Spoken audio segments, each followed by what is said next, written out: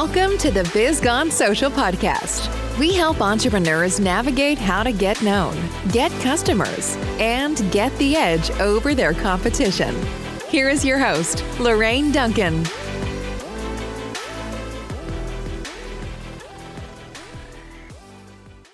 So here we are on the Biz Gone Social podcast, and I am so glad to be here.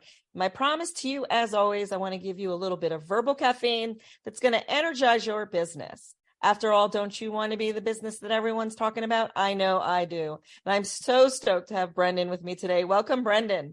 Thanks for having me, Lorraine. It's good to be here. So tell me, my audience, a little bit about what you do and who you serve.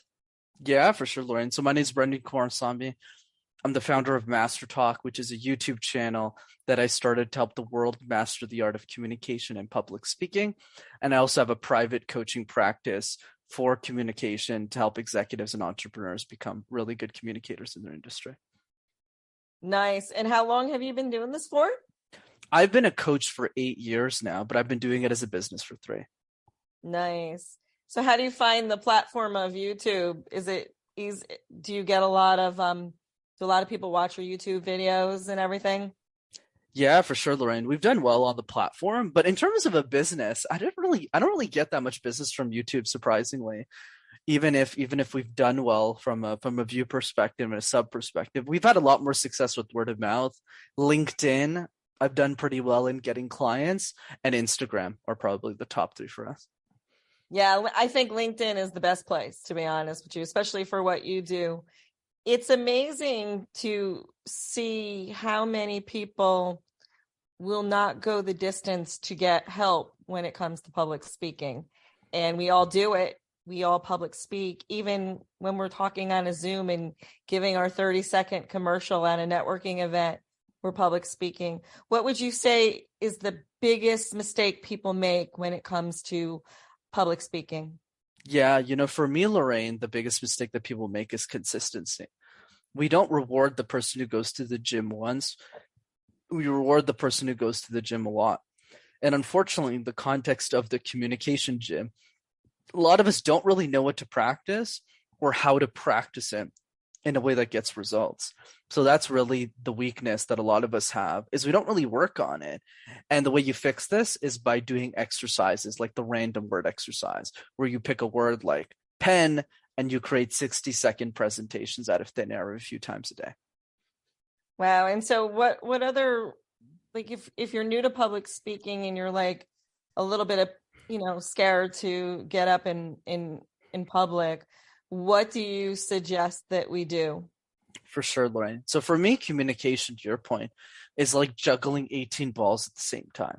So one of those balls is body language. One of them is facial expressions. One of them is knowing how to present well on video, online, smiling, and it gets really confusing. So for me, the question for anyone getting started is, what are the 3 easiest balls to juggle? The easy 3s. That way it's easy for you to get started. So the first one is the random word exercise, like we talked about. Pick a word like light bulb or home or destiny and just create 60-second presentations out of thin air. And this helps you deal with uncertainty, think quickly on your feet. And if you can make sense out of nonsense, you could make sense out of anything. So that's one. The second thing that you can do is an exercise called the question drillery. We get asked questions all the time in our life, but most of us are not ready for the questions that life has in store for us. A few years ago, when I started guesting on shows, I sucked. I remember some guy came up to me and he said, "Hey, Brenden, where does the fear of communication come from?" And I looked at the guy, Lorraine, and I said, "I don't know. New York City, Florida, you tell me." Yeah. So the way that you fix this is every single day, answer one question for 5 minutes about your expertise, and in a year you'll be bulletproof because you'll have answered 365 questions. Yeah, it's funny. I thought back, if I listen, I actually cringe when I listen to my early podcast interviews and in the beginning, I just decided it was just going to be me. And then I decided I was like boring. So I'm like, okay, I got to bring on some speakers here, different people. And it's funny because I did a stint with Toastmasters, And I didn't, I thought I corrected all the things that, the fillers that I would always put in there, such as my big one is, and I'm guaranteed I will have a, coming in today's, but that's my biggest filler. And literally I cringe because you start counting because of Toastmasters. Oh my gosh, I said 18 ums and 15 and it's so frustrating. And you don't even, I just did it again. See, now I'm very conscientious of it. So anyways, when people are public speaking and they have a habit such as or how do you help them to like create that space? Because it's hard sometimes. It's like, because we think we always have to fill every moment with a word. Absolutely, Lorraine. So there's two parts to that. One is taking a step back and changing the energy we have around speaking. And your example demonstrated this perfectly, because when you're in some situations, and Toastmasters isn't a bad group, it's just the way that they coach it. It just makes it very fear focused. You're like, oh my God, there's only 18. Oh, I'm not really good at speaking. And it creates a lot of stress versus my version of it, which is let's just make it fun. Like, how would your life change if you're a great speaker? Like, just do the random word exercise a lot. And that's what creates momentum in the way that we speak, in the way that we convey ideas. So the exercise then becomes, hey, are we booking 15 minutes on our calendar every single day to just do the random word exercise and not really worry about the fear that it comes with, but rather just say, if my number of reps is increasing, I consider that a success. And that's how we measure the results too. Yeah, that's great. I remember once I was in like this mastermind for public speakers because I always want to do more public speaking. And what ended up happening is they decided to bring this wheel in with random topics. And honestly, it's a lot of fun. You take one topic and you start talking on it. And it was really, in the beginning, I was like, what in the world will I say? I got fast car was one of my topics, and I'm not a big car person. It was just so funny, but I just made up things, and you had one, you couldn't go over a certain time and you couldn't be under a certain time. I believe it was like under a minute, but you couldn't go over 2 minutes. So it was like, so you had a bunch of things that you had to think about. It was really interesting. So one of the things that people are doing a lot of lately is we're always on Zoom calls, and some people are really good at presenting on Zoom and others aren't very good. What would be your best tip for them? Because even it's where you're looking, because, like my camera's up here. So right now I'm actually looking at you, but then, then we tend to want to go down to the screen and look at the face. So it's an interesting dynamic. So maybe one little piece of advice for people out there who, are struggling with presenting on Zoom. Yeah, for sure, Lorraine. And I agree, right? So you actually brought up one of the 3 tips I share on how to present online, which is when you're in person, you definitely do want to look at people's faces. You want to look into their eyes. But when you're online, the trick is you're supposed to look in one direction, which is the camera lens. That's how you find more success. And when you look into the camera lens, that's where you find the results that you're looking for, because you give the illusion that you're looking at everybody. So that's one. It's weird. It's hard to do that. It's like I always find myself like looking at the camera and then looking down at the people, and it's an interesting little thing. So, yeah, go ahead. No, I was just saying I agree. Absolutely. So I was reading your bio or something, and something in your bio, and it talked about how to become the top 1% of being a public speaker. How does that happen? Yeah, for sure, Lorraine. So for me, how do I define that? It's all about, to keep it really simple, what are we willing to do that 99% of people are not willing to do? That's how we get the results of the 1% in any category. So in the context of communication, to keep it simple, how many people, or rather, what percentage of people listening to this podcast will actually practice the random word exercise one time? And the answer is probably 10%. But now the question is, how many of them will practice it 10 times? Not 10 times a week, just 10 times total. So now that number gets really, really tiny. Because most people, when they listen to a podcast, they'll take notes, but they won't really implement it, which I hope that changes. So let's just say it's 5%. So now the question, Lorraine, is how many people are willing to do the random word exercise 100 times? And 100 times seems like a big number, but it really isn't, because it takes 60 seconds to do it once. So if you do it 5 times a day for 3 weeks, for 5 minutes, you'll hit 100. But the answer is way less than 1%. So that's just one example of what it means to be a top 1% communicator in your industry, is realizing that, hey, if you're an accountant listening to this and you're doing the exercise even 15 times, you're ahead of the other 99 accountants who don't even want to listen to a communication podcast. Yeah, that's true. Is there any, you mentioned the random word. Is there any other good exercises that one can do to, up their level on public speaking? Absolutely, Lorraine. So that's one of 3 examples. The second one's the question drill. So especially since a lot of people listening are business owners, make a list of all the questions people ask you about your business, about what they ask you when you're on a podcast, and make a list of all of them and ask yourself, hey, if I had a second shot at this question to give a 10 out of 10 answer, how would I change my response? And if you do that every single day, the quality of your answers improves. Like, I was not this smooth at the beginning of my podcasting journey. At the beginning, I was just like, bro, like, I don't know what's going on. I don't know what I'm talking about. And I was kind of lost. But now I'm a lot cleaner with the responses, not because we're special, but because we put in the time to work at it. That's the second exercise. The third one that also makes you more money, and it's free.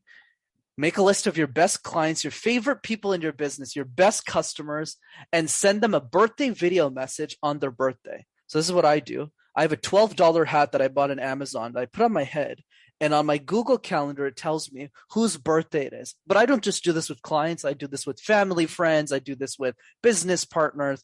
And I literally open the video. I don't retake the video. That's the only rule. And I go, hey, guess whose birthday it is with my birthday hat on? Is it Obama's birthday? Oh, wait a second. It's your birthday. And it always makes people's days. And the reason it makes us more money is because 10% of the time they go, Brenden, thanks for the birthday video. I totally forgot to introduce you to my friend Lucy. And Lucy pays me a lot of money to work with her. That's it.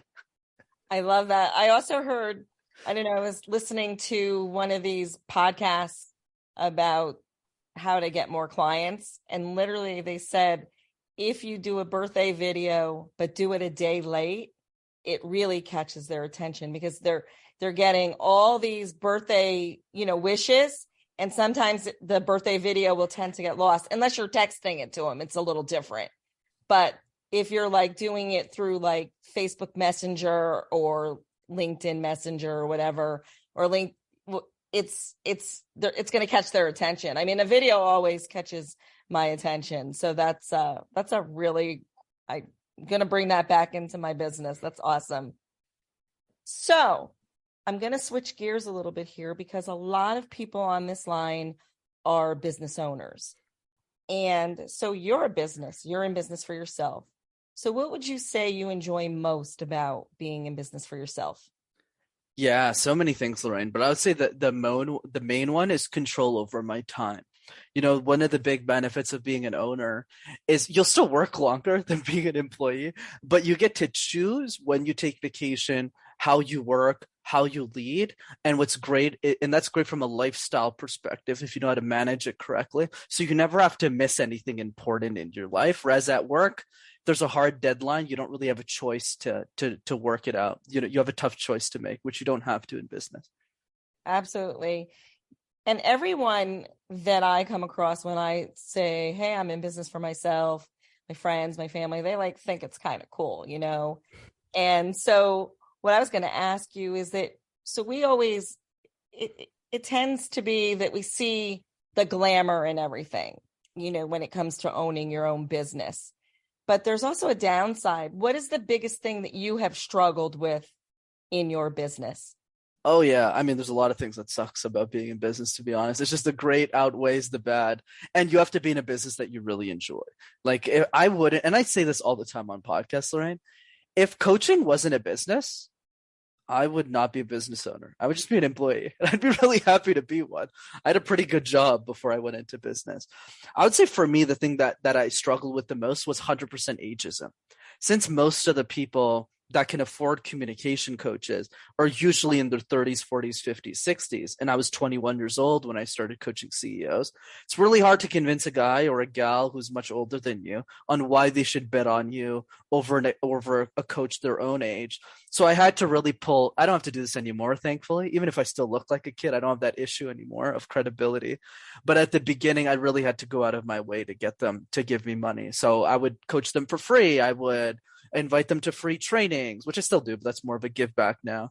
And I would really go out of my way to serve them until they wrote me an invoice, or rather they paid my invoice. And then I spread through word of mouth. But that was a struggle for many years. Yeah, I can see that. I have that. I had that when I first went into business with myself. Actually, it was a little bit weirder than that, though. Is not that it's weird, but what happened was I always felt like a little bit intimidated being the only woman in the room. And so what ended up happening was I was afraid. It was stopping me from, doing my ask the proper way. I was generating some kind of really bad vibe.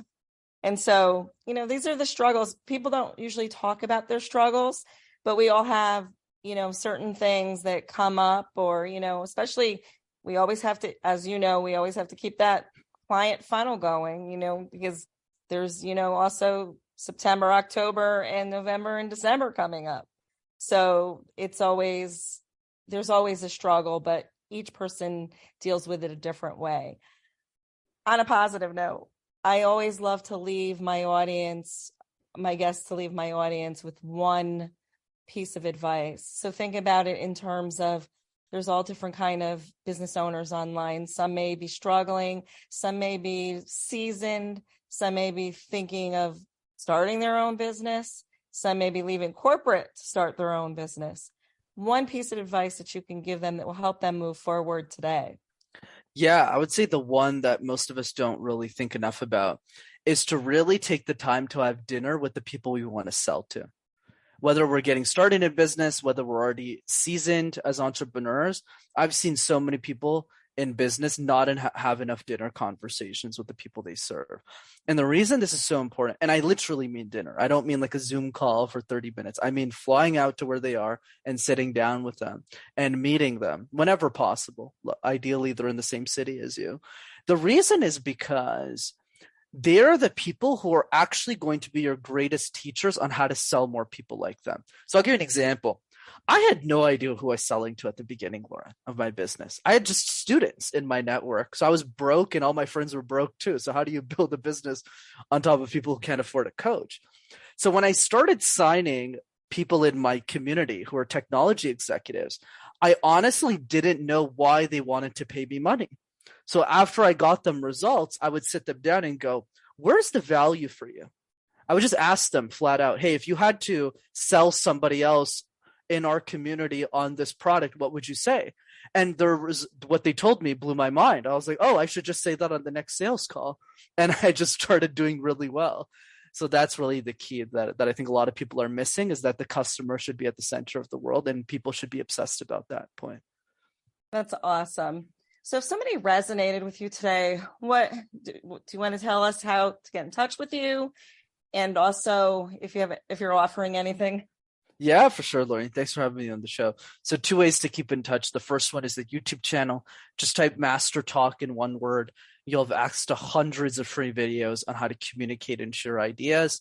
And the second way to keep in touch is, if you're interested in communication and learning more, come to my next free workshop. I do a free workshop on communication over Zoom. It's a lot of fun. It's live and I facilitate it.